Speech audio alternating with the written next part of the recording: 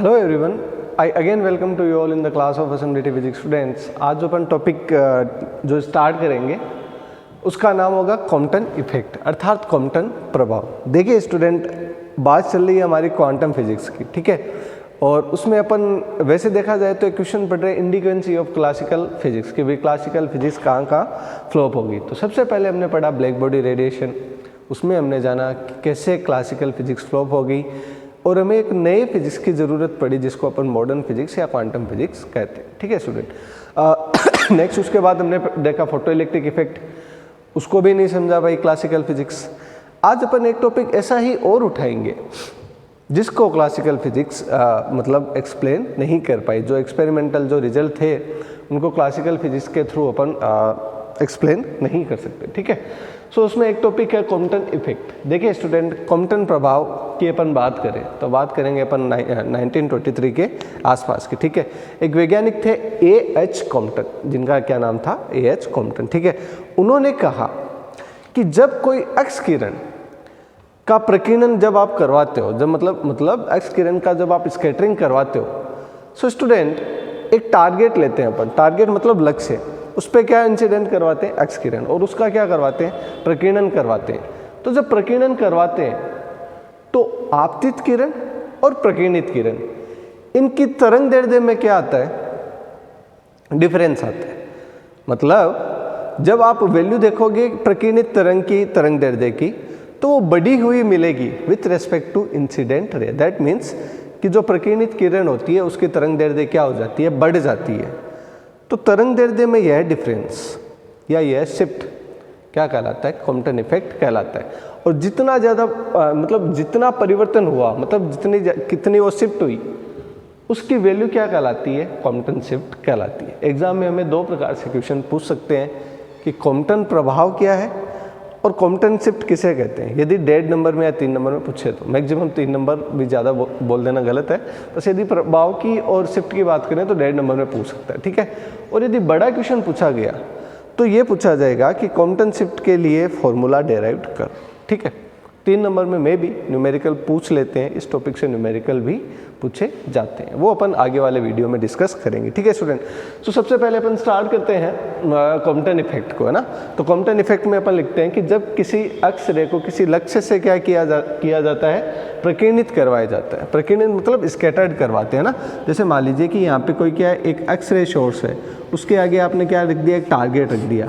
उससे जब आप क्या कराओगे, एक्स किरण को प्रकीर्णित करवाओगे तो होगा क्या डियर स्टूडेंट, ये जो आपके प्रकीर्णित जो तरंग है उसमें क्या आ जाएगी, जो लेमडा है, ये कौन सी होगी, लेमडा इंसिडेंट, ये कौन सी होगी, प्रकीर्णित। तो इन दोनों लेमडाज में क्या आ जाता है, डिफरेंस आ जाता है, और ये डिफरेंस ही क्या कहलाता है, कॉम्पटन शिफ्ट कहलाता है। क्या कहलाता है, कॉम्पटन शिफ्ट कहलाता है। ये डियर स्टूडेंट इसका एक प्रकार से मैं बोल दूं तो इंट्रोडक्शन हो गया, ठीक है। से प्रकीर्णित करवाते हैं तो आपतित परिभाषा लिख देते हैं कि भाई कॉम्पटन प्रभाव की परिभाषा क्या है। परिभाषा भी समटाइम पूछ लेता है 1.5 नंबर में, है ना।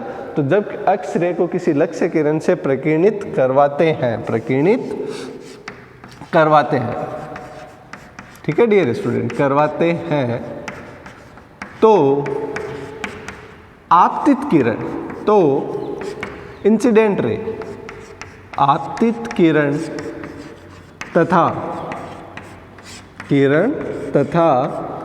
प्रकीर्णित किरण, मतलब जो प्रकीर्णित हुई, जिसका प्रकीर्णन हुआ, आपतित किरण तथा प्रकीर्णित किरण के तरंग दैर्ध्य में क्या आ जाता है, कि तरंग दैर्ध्य में अंतर आ जाता है, तरंग दैर्ध्य में अंतर आ जाता है, अंतर आ जाता है। बस यही प्रभाव क्या कहलाता है, कॉम्पटन प्रभाव कहलाता है। कि भी जो वेवलेंथ में डिफरेंस आया, ये डिफरेंस ही क्या कहलाता है, कॉम्पटन इफेक्ट कहलाता है, कॉम्पटन प्रभाव कहलाता है। ये मैंने सिंपल लैंग्वेज में बता दिया, ठीक है।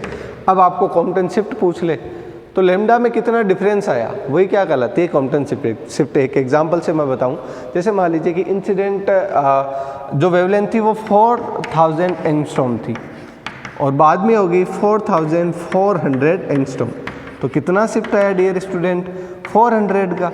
ये 400 एंगस्ट्रॉम ही क्या कहलाती है, कॉम्पटन शिफ्ट कहलाती है। आई होप आप इसको समझ गए होंगे, ठीक है। बहुत सिंपल सा है, इसलिए अपन इस पर ज़्यादा बात नहीं करेंगे, ठीक है स्टूडेंट। नेक्स्ट अपन बात करते हैं कि क्लासिकल फिजिक्स क्यों फ्लॉप हो गई समझाने में। अच्छा, एक चीज़ और बता दूं मैं आपको, यहाँ पे एक चीज़ थोड़ी सी इंपॉर्टेंट है कि ये जो शिफ्ट है डियर स्टूडेंट कि कितना शिफ्ट आएगा वो डिपेंड करता है इंसिडेंट एंगल पे। किस पे डिपेंड करेगा, इंसिडेंट एंगल पे। अर्थात आपतित कोण कितना है, जो आप इंसिडेंट करवा रहे हो एक्सरे, वो आप कौन से एंगल पे करवा रहे हो, ये इंपॉर्टेंट रोल प्ले करता है कि जो शिफ्ट है वो कितना आएगा। शिफ्ट में कमी ज़्यादा, वो जो डिपेंडेंसी होगी वो किस पे होगी, एंगल पे। अभी आप इसको देख लो। नेक्स्ट जब अपन डेरिवेशन करेंगे तो जो कॉम्पटन शिफ्ट का फॉर्मूला आएगा उसमें cos फाई आएगा ना, तो उससे आपको पता भी चल जाएगा कि इंसिडेंट एंगल का क्या रोल होता है, कैसे मतलब वो काम करता है, ठीक है। सो स्टूडेंट अपन आगे बात करते हैं कि क्लासिकल फिजिक्स क्यों फ्लॉप होगी, ठीक है स्टूडेंट। क्लासिकल फिजिक्स ये कहती है कि मान लीजिए कि आपने कोई भी एक वेव को इंसिडेंट करवाया कोई भी टारगेट से, तो उस टारगेट में क्या होंगे, इलेक्ट्रॉन्स होंगे, और वो इलेक्ट्रॉन्स क्या करने लग जाएंगे, वाइब्रेट करने लग जाएंगे, ठीक है। अब जब वो इलेक्ट्रॉन्स वाइब्रेट करेंगे तो उतनी ही फ्रीक्वेंसी का क्या करेंगे, रेडिएशन को इमिट करेंगे, ठीक है, जितनी फ्रीक्वेंसी इंसिडेंट हो रही है। इसको एक एग्जांपल से समझाऊं तो जैसे मान लीजिए कि यहाँ पे अभी तो मैंने इसको फोटोन माना है, जबकि क्लासिकल फिजिक्स के अकॉर्डिंग इसको तरंग माने। तो ये तरंग जब इस पे इंसिडेंट कराएंगी तो यहाँ पे इलेक्ट्रॉन है, वो इलेक्ट्रॉन क्या करेंगे, गति करेंगे या मोशन करेंगे। तो मोशन करेंगे तो क्या करेंगे, फोटोन को इमिट करेंगे, या जो रेडिएशन को इमिट करेंगे वो उसी इंटेंसिटी की होगी या उसी फ्रीक्वेंसी की होगी जो इंसिडेंट है। मतलब आपतित और प्रकीर्णित तरंग की फ्रीक्वेंसी, आवर्ती क्या होगी, समान। और अपन जानते हैं न्यू इक्वल्स टू क्या होता है स्टूडेंट, सी अपॉन लेमडा। अब यदि आवर्ती समान है तो लेमडा क्या होनी चाहिए, समान, जबकि ऐसा नहीं होता, जबकि ऐसा नहीं होता। क्यों नहीं होता, क्योंकि अपन मान के क्या चल रहे हैं, तरंग, जबकि यहाँ पे अपन जो डेरिवेशन लिखा है उसमें अपन क्या मानेंगे, फोटोन मानेंगे। तो अब अपन स्टार्ट करेंगे कि भाई जो मॉडर्न फिजिक्स है या क्वांटम फिजिक्स है वो इसको कैसे प्रूव करती है, ठीक है। सो स्टूडेंट इसके लिए मैंने क्या बनाया, एक डेरिवेशन बनाया, इस डेरिवेशन एक डायग्राम बनाए। पहले इस डायग्राम को मैं आपको समझाऊंगा क्योंकि ये थ्योरी बनेगी, और फिर अपन इसका क्या करेंगे, मैथमेटिकल जितना हो सके आज उतना क्या करेंगे, इसको डेराइव करने की कोशिश करेंगे। बाकी इसको अपन नेक्स्ट या उससे अगले वीडियो में क्या करेंगे, कंप्लीट, बिकॉज ये इंपॉर्टेंट रोल प्ले करता है और ये थोड़ा सा लेंथी भी है। सो एक साथ सारी बातें नहीं बताऊंगा ताकि आप थोड़ा सा डिस्ट्रैक्ट ना हो, स्टेप बाय स्टेप चलेंगे ना। आज मैंने केवल अभी डेफिनेशन पे बात की और कॉम्पटन शिफ्ट पे थोड़ी बहुत बात की है ना। सो स्टूडेंट अब अपन क्या करेंगे, इसका मैं बोल दूँ तो एक प्रकार से क्वांटम फिजिक्स के अकॉर्डिंग क्या करेंगे, प्रूव करेंगे, ठीक है स्टूडेंट। यहाँ पे अपन मान के चल रहे हैं कि एक फोटोन, अब एक्स रे है, रे है तो क्या है, किरण है, तो उसको आप क्या मानोगे, पार्टिकल्स की फॉर्म में, ठीक है। तो एक पार्टिकल है तो कण है, और कण मतलब क्या है, फोटोन। कि भाई एक h न्यू आवर्ती का फोटोन p1 संवेग के साथ क्या हो रहा है, किसी लक्ष्य से प्रकीर्णित हो रहा है, किसी लक्ष्य से प्रकीर्णित हो रहा है। तो प्रकीर्णित होने के बाद डियर स्टूडेंट इसकी एनर्जी क्या होती है, बदल जाती है। कितनी हो जाती है, h न्यू डैश, ठीक है प्यारे बच्चों। और इसका जो मोमेंटम है वो भी चेंज हो जाता है, वो कितना हो जाता है, h nu dash by c। I hope आप समझ पा रहे हो, ज़्यादा कोई बड़ी बात नहीं है। यहाँ पे क्या h न्यू है तो यहाँ पे h न्यू डैश है, यहाँ पे h न्यू अपॉन c है तो यहाँ पे h nu dash upon c है। क्यों, क्योंकि ये चेंज हो रहा है, यहाँ पे रटना नहीं है, अपन को समझना है क्यों, क्योंकि ये चेंज हो रहा है, सिंपल सी बात है ना। अब स्टूडेंट यहाँ पे एक छोटी सी बात हो रहा है, बहुत प्यारी सी और बहुत सुंदर सी बात आपको समझने के लिए। स्टूडेंट पहले यहाँ पे एक इलेक्ट्रॉन बैठा था, इलेक्ट्रॉन बैठा था, कोई फोटोन नहीं आया तो वो आराम कर रहा था। क्या कर रहा था, आराम। तो आराम को हमने बोल दिया विराम। क्या बोल दिया, विराम। तो इसकी विराम की जो ऊर्जा है वो कितनी है, m0c², मैंने बोर्ड पे मेंशन भी किया है, अर्थात इलेक्ट्रॉन की विराम ऊर्जा। और इलेक्ट्रॉन का विराम जो संवेग है वो मैंने कितना माना है, 0। कितना कंसिडर किया है, 0। ये बात समझ आएगी, यहाँ पे जरूरी है बात समझने के लिए कि ये तो है इलेक्ट्रॉन की विराम ऊर्जा, इलेक्ट्रॉन की, प्यारे से सुंदर से इलेक्ट्रॉन की विराम ऊर्जा, और ये है डियर स्टूडेंट उसका विराम संवेग। क्या है, संवेग। आई होप आपको ये छोटी सी बात क्लियर हुई होगी। जैसे ही फोटोन ने इंसिडेंट किया, इलेक्ट्रॉन को एनर्जी मिल गई और इलेक्ट्रॉन कुछ एनर्जी लेके अपना बाहर निकल गया, ठीक है। सो यहाँ पर हमने इलेक्ट्रॉन की एनर्जी को मेंशन कर दिया और उसके संवेग को मेंशन कर दिया। वापस देखिए स्टूडेंट, डिफरेंस क्या है, what is the main difference between rest and motion, मतलब जो विराम और गति की जो ऊर्जा है उनमें डिफरेंस क्या है। यहाँ पे मैंने इलेक्ट्रॉन का विराम द्रव्यमान लिया है और यहाँ पे मैंने इलेक्ट्रॉन का नॉर्मल द्रव्यमान लिया है, ठीक है। c स्क्वायर इधर भी है और c स्क्वायर इधर भी है, ठीक है। यहाँ पे p इज इक्वल टू 0 है, पार्टिकल है तो पार्टिकल का संवेग कितना होता है, p बराबर mv, p बराबर mv। आई होप आपको ये समझ आया होगा, ठीक है। अब एक डियर स्टूडेंट छोटी सी प्यारी सी बात और है, लास्ट बात, कि यहाँ पे जो एंगल फॉर्म हो रहा है वो हो रहा है फाई और यहाँ पे जो एंगल फॉर्म हो रहा है वो हो रहा है थीटा। मतलब ये प्रकीर्णित हुआ 5 डिग्री के एंगल पे, ये प्रकीर्णित हुआ थीटा डिग्री के कोण पे, ठीक है, थीटा डिग्री एंगल पे, ठीक है। इलेक्ट्रॉन किस एंगल से बाहर गया, थीटा डिग्री, ठीक है। अब स्टूडेंट इसको प्रूव करने के लिए अपन लगाएंगे कंजर्वेशन लॉ। तो सबसे पहले अपन लगाएंगे dear student energy conservation law, conservation law, ऊर्जा संरक्षण का नियम। सो स्टूडेंट ऊर्जा संरक्षण का नियम कैसे लगेगा, देखना बहुत सिंपल सा है, बस अपन को समझना है। पहले की ऊर्जा बाद की ऊर्जा, यही क्या होता है ऊर्जा संरक्षण का नियम, कि ना ऊर्जा को अपन नष्ट कर सकते हैं और ना ही अपन इसको प्रोड्यूस कर सकते हैं। बस अपन we can change the energy in one form to another form, मतलब एक रूप से दूसरे रूप में अपन क्या कर सकते हैं, बस चेंज कर सकते हैं ना। तो देखिए स्टूडेंट, आप सोचो, देखो कितना सिंपल टॉपिक है। आप समझो पहले एनर्जी कितनी E1 प्लस ये, और बाद की एनर्जी कितनी डियर स्टूडेंट लिख रखा है मैंने E2 प्लस ये, तो बराबर कर दीजिए।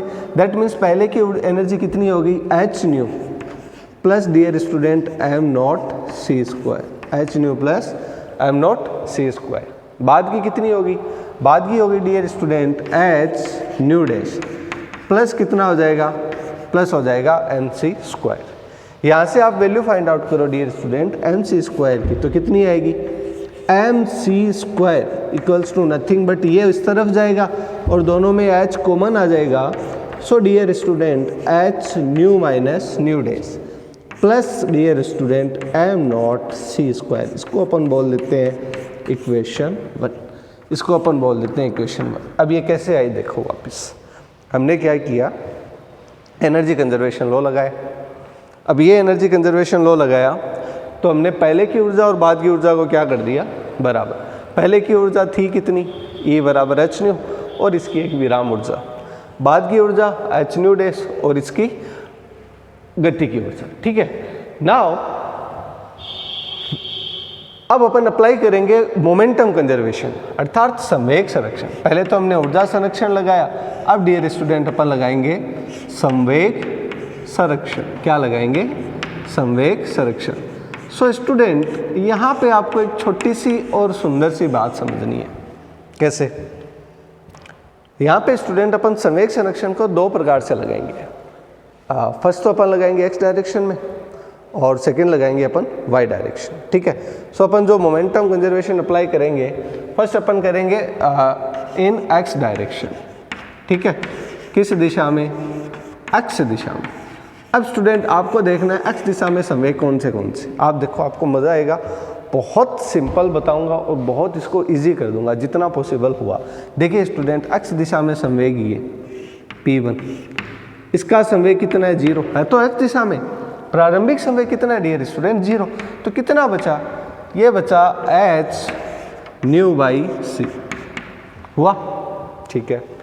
अब आपकी दिक्कत आएगी छोटी सी कि सर अब हम x दिशा में संवेग, इसका तो चलो आपको दिखाई दे गया कि x दिशा ये वाली होती है और आने वाला संवेग कौन सा था, केवल ये था और ये 0 था। बट यहाँ पे क्या करें सर हम, तो यहाँ पे आपको कुछ नहीं करना डियर स्टूडेंट, यहाँ पे बस आपको क्या लेने हैं, कंपोनेंट लेने हैं। तो इसका x कंपोनेंट क्या आ जाएगा मोमेंटम का, ये फाई, तो यहाँ पे कितना हो जाएगा h nu dash c cos कितना आ जाएगा dear student, phi, h nu dash c cos phi. इसको इस पे ले लो ना, इसका कंपोनेंट कितना आएगा, इसका आ जाएगा h nu dash upon c cos phi, और ऊपर क्या आ जाएगा, ऊपर आ जाएगा h nu dash upon c sine phi, क्या आ जाएगा, साइन फाई, ठीक है। ऐसे इसमें हो जाएगा, ठीक है। तो यहाँ पे cos फाई। बट स्टूडेंट क्या केवल इसका ही है? नहीं, इलेक्ट्रॉन का भी होगा। और इलेक्ट्रॉन का कितना होगा प्यारे बच्चों?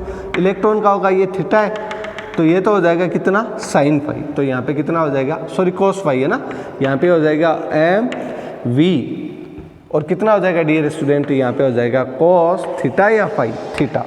क्या आएगा? थीटा। क्यों? क्योंकि सर ये फाई बना रहा है जबकि नीचे वाला क्लियर मेंशन है कितना बना रहा है? थीटा बना रहा है। ठीक है, इसको थोड़ा सा सोल्व करें तो अपन इसको mv इसको c से मल्टीप्लाई कर देते हैं। तो c से मल्टीप्लाई कर देंगे तो ये कितना आ जाएगा? h nu dash cos phi plus mvc cos of theta. Then find out the value of mvc cos theta.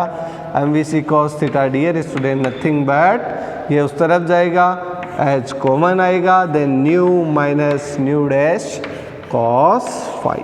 Okay, इसको अपन बोल देते हैं इक्वेशन सेकंड। Equation second. अब अपन मोमेंटम कंजर्वेशन को अप्लाई तो करेंगे, बट किसके लिए? वाई डायरेक्शन के लिए। बट किसके लिए? वाई डायरेक्शन के लिए। सो डियर स्टूडेंट, बात करें अपन वाई डायरेक्शन की, तो वाई डायरेक्शन में इनिशियली मतलब प्रारंभिक संवेग कितना है? आप बताओ। वाई डायरेक्शन का मतलब समझो ऊपर वाली है ना, तो उसके लिए इंसिडेंट या बोल दो या इनिशियल जो मोमेंटम है वो कितना है? सोचो। देखो यहाँ पे कोई आ थोड़ी ना रहा है, नहीं आ रहा। फोटोन इस दिशा से आ रहा है, फोटोन क्या ऐसे आ रहा है? तब तो अपन घटक भी करते, नहीं आ रहा। हाँ, जाते टाइम जरूर वाई डायरेक्शन में, लेकिन आते टाइम तो कुछ नहीं है। तो इनिशियल मोमेंटम कितना हो गया? 0। ठीक है, पहली बात। बाद में कितना आएगा? तो सर बाद में ये आ जाएगा, कितना आ जाएगा? ये आ जाएगा mh nu dash c sine phi minus, ये चीज़ इंपॉर्टेंट है, माइनस जो मैंने बोला। क्यों स्टूडेंट? क्योंकि ये वाली यदि डायरेक्शन आप पॉजिटिव ले रहे हो तो इसका जो y घटक आएगा जो यहाँ पे होगा वो किस डायरेक्शन में आएगा? माइनस पे। तो कितना होगा डियर स्टूडेंट? माइनस mv कितना हो जाएगा? Sine theta. So dear student, find out the value of mv sine theta. तो यहाँ पे आ जाएगा c से मल्टीप्लाई कर देंगे तो mvc कितना हो जाएगा? साइन थीटा इक्वल्स टू कितना आ जाएगा? h nu dash sine phi, h nu dash sine phi. अब इसको अपन बोल देते हैं स्टूडेंट इक्वेशन थर्ड। कितनी बोल दें? Equation third. ठीक है। सो स्टूडेंट अब समझते हैं आगे कैसे करना है। तो आपको इक्वेशन 2 और इक्वेशन 3 को वर्ग करके स्क्वायर करके क्या करना है? ऐड करना है। 2 कहाँ पे? यहाँ पे। 3 कहाँ पे? यहाँ पे। सो डियर स्टूडेंट, यदि इसको अपन यहीं पे सॉल्व करें तो देखो student, mvc cos theta mvc sine theta square करके जोड़ोगे तो m square v square c square cos square theta plus m square v square c square sine square theta. तो m square v square c square common आ जाएगा, sine square theta और cos square theta कितना बन जाएगा? 1। That means इसका जो result आएगा वो आएगा student m v square c square equals to. अब स्टूडेंट वर्ग करके जोड़ना है किसको? इसको और इसको। तो दोनों में देखो h कॉमन है, तो h स्क्वायर को तो पहले ही अपन क्या कर लेते हैं? बाहर कर लेते हैं, पहली बात। दूसरी बात, इसका वर्ग करोगे तो a माइनस बी का क्या होगा? Whole square. तो ये कितना बनेगा डियर स्टूडेंट? ये बनेगा a square plus b square minus 2 nu dash cos phi 2ab plus किसके साथ ऐड होगा डियर स्टूडेंट? इसके साथ। तो ये कितना होगा? ये होगा dear student nu dash square sine square phi. देखो स्टूडेंट कुछ दिखाई दे रहा है, कुछ दिखाई दे रहा है अच्छा सा। न्यू स्क्वायर यदि कॉमन ले तो है ना, न्यू स्क्वायर यदि कॉमन ले तो cos square theta plus sign square theta क्या बन जाएगा? 1। तो टर्म क्या बच जाएगी? दैट मीन्स इसको आप कैंसिल कर सकते हो और इसको भी आप क्या कर सकते हो? कैंसिल कर सकते हो। तो जो वैल्यू बचेगी वो केवल कितनी बचेगी? इतनी सी। ठीक है, तो आज के लिए बस इतना ही करेंगे। नेक्स्ट करेंगे स्टूडेंट अपन नेक्स्ट वीडियो में। आई होप अभी तक आपको समझ आया होगा। फिर भी स्टूडेंट आपको इस वीडियो से रिलेटिव कोई भी क्यूरीज, कोई भी डाउट्स रह जाते हैं तो आप मेरे को मैसेज करके पूछ सकते हो। एक बार जल्दी क्या कर लेते हैं, इस वीडियो को रिकॉल कर लेते हैं ताकि आपको थोड़ा सा वापिस याद आ जाए ना। कॉम्पटन क्या कहता है? बस आपतित और प्रकीर्णित तरंग दैर्ध्य में डिफरेंस आ जाता है, यही इफेक्ट क्या कहलाता है? Compton effect. और ये डिफरेंस क्या कहलाता है? कॉम्पटन शिफ्ट कहलाता है। पहली बात। दूसरी बात डियर स्टूडेंट, डायग्राम, इसमें इंसिडेंट फोटोन है, ठीक है। दो जगह क्या होता है प्रकीर्णन, एक तो क्या निकलता है फोटोन, फोटोन तो चलो आ रहा है तो वो जाएगा ही, ठीक है, और ये क्या निकल जाता है इलेक्ट्रॉन। दोनों के लिए वाई और एक्स दिशा में क्या लगा है अभी तक, संवेग संरक्षण। नेक्स्ट अपन जो आगे की मैथ है वो करेंगे अगले वीडियो में। आई होप स्टूडेंट आपको वीडियो समझ आया होगा, ठीक है। तो मिलते हैं नेक्स्ट वीडियो में, तब तक के लिए आप अपना ध्यान रखिए। बट हाँ स्टूडेंट, इसके नोट्स साथ साथ में बनाते रहना, बहुत इंपॉर्टेंट टॉपिक है जो मैंने पढ़ाई है, वो चाहे ब्लैक बॉडी रेडिएशन हो, चाहे वो फोटो इलेक्ट्रिक इफेक्ट हो। श्योर 100% इन दोनों तीनों टॉपिक में कभी ना कभी एग्जाम में श्योर क्वेश्चन पूछा जाता है। हर बार दोनों तीनों टॉपिक्स में कभी ना कभी किसी ना किसी में से कोई ना कोई क्वेश्चन जरूर पूछा जाता है। तो अभी जैसे मान लीजिए कि आपने आधे घंटा या 15 मिनट का 20 मिनट का वीडियो देखा है, तो अभी आप वीडियो के नोट्स बना लोगे तो आगे आने वाले टाइम में आपको कोई दिक्कत नहीं होगी, ठीक है स्टूडेंट। तो मिलते हैं नेक्स्ट वीडियो में, तब तक के लिए आप अपना ध्यान रखिए। धन्यवाद।